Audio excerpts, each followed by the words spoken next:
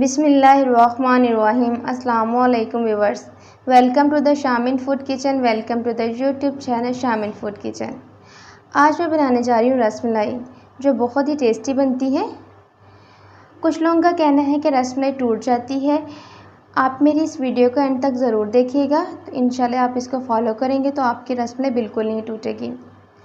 आप इसे चाहे पार्टीज़ पे बनाएं या ईद के त्यौहार पे। स्वीट डिशेस में रसमलाई का एक अपना ही टेस्ट है। आज मैं आपको पैकेट वाली रसमलाई बनाना सिखाऊंगी। पैकेट वाली रसमलाई बनाने के लिए मैंने यहाँ पे 1 kg दूध लिया है। दूध के अंदर मैं 3 इलायची डाल दूंगी। मैं यहाँ पे 4 टेबलस्पून चीनी ऐड करूँगी। अगर आप चाहें तो इसे कम या ज़्यादा भी कर सकते हैं। और दूध को बॉयल आने देंगे।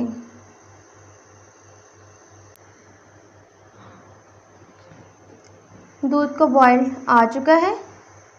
अब मैं चूल्हे का फ्लेम लो कर दूंगी और दूध को पकने दूंगी। हम दूध को इतना पकाएंगे कि इसका एक हिस्सा बिल्कुल पक जाए और 3 हिस्से दूध बाकी रह जाए।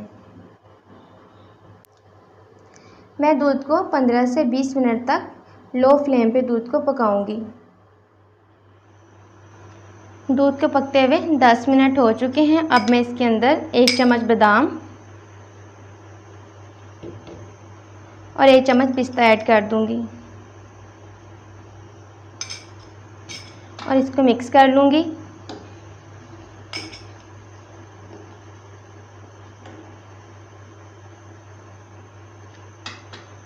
जब तक दूध पकता है उतनी देर में हम अपनी रसमलाई का मेज़ा रेडी कर लेते हैं। अब मैं बोल के अंदर 1 पैकेट रसमलाई ऐड कर दूंगी। इस 1 पैकेट के अंदर मैं 4 टेबलस्पून ऑयल ऐड करूंगी।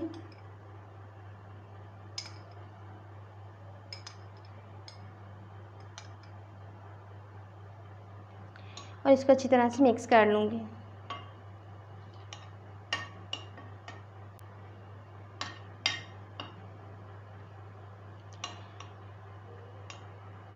ऑयल को मैंने रसमलाई के अंदर अच्छी तरह से मिक्स कर लिया है। देखिए बहुत अच्छी तरह से मिक्स हो गया है, कोई भी गुठली नहीं बनी। अब मैं इसके अंदर 1 अंडा ऐड करूँगी। मैंने यहाँ पे 1 अंडा लिया है, इसको अच्छी तरह से बीट कर लूँगी। अंडे को बीट करने के बाद इसको मैं रसमलाई के मेज़े में ऐड करूँगी, लेकिन एक ही दफ़ा में सारा अंडा ऐड नहीं करूँगी, थोड़ा थोड़ा करके ऐड करूँगी। पहले मैं हाफ अंडा ऐड करूँगी और इसे मिक्स कर लूँगी।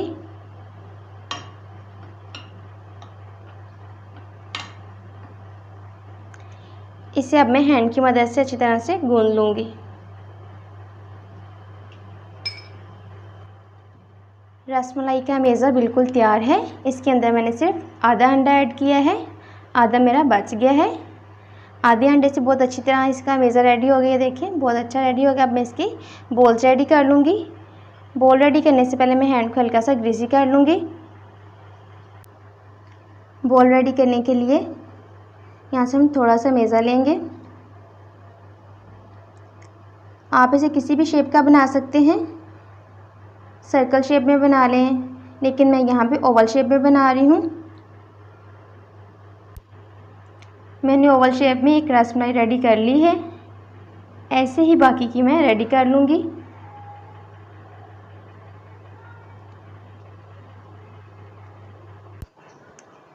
सारी रसमलाइयाँ मैंने रेडी कर ली हैं।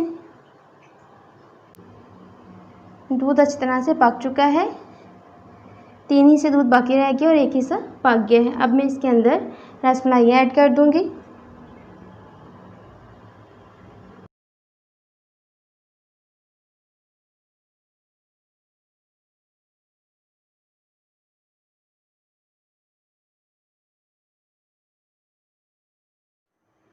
सारी रसमलाइयाँ मैंने दूध के अंदर ऐड कर दी हैं। इसको मैं 2 से 3 मिनट तक ऐसे ही पकने दूँगी, फिर इनकी साइड चेंज करूँगी।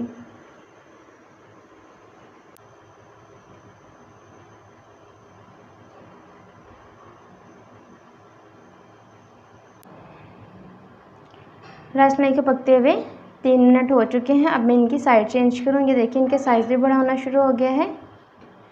बहुत आराम से इनकी हम साइड चेंज करें ताकि ये दूसरी साइड से अच्छी तरह से कुक हो जाए।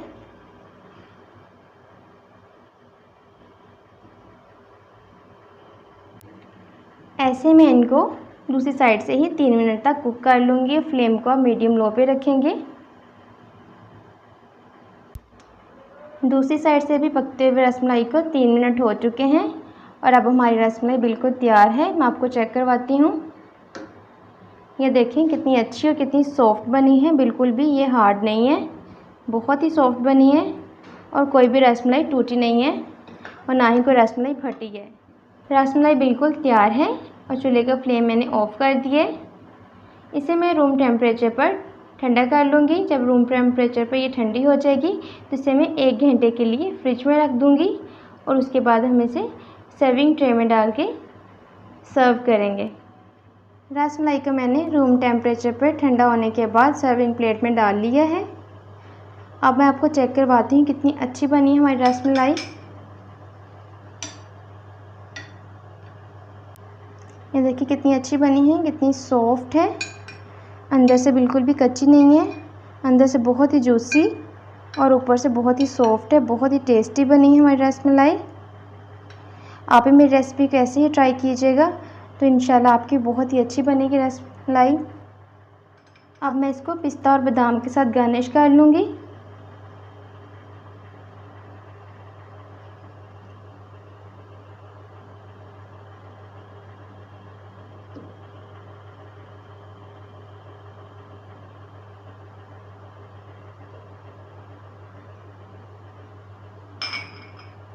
रसमलाई गार्निश हो चुकी है, बहुत ही अच्छी और टेस्टी बनी है।